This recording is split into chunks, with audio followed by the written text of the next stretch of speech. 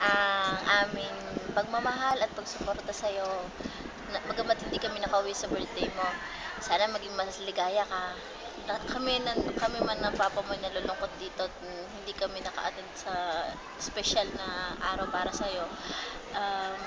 Andun yung aming isip na maligaya ka ngayong kaarawan mo. Sana mag-enjoy ka, Tutoy, at gusto namin malaman mo na proud kami ng papa mo sa'yo dahil lumaki ka ng napakabuting bata.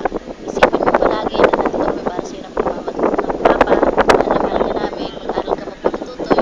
Mag-pray ka palagi at magpakabait ka. Huwag mong iisipin na malayo kami sa iyo ng papa. Basta ang aming puso't isipan ay laging nasa iyo. Miss na miss ka na namin, Tutoy. Mag-aaral ka na mabuti. At siguro coming soon, uuwi kami ng papa.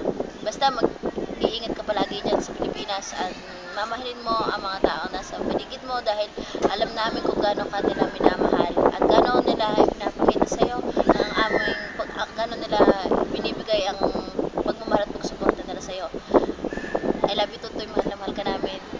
Mahal na mahal ka namin, Tutoy. At sa lahat po ng mga umattend sa birthday ni Tutoy, sa lahat po sa inyo lahat, nagbigay ng time at ng effort para maka-attend sa birthday niya. Maraming salamat sa inyo. Taos puso po ang aming pasasalamat na nandiyan kayo para makapag-celebrate sa kanya.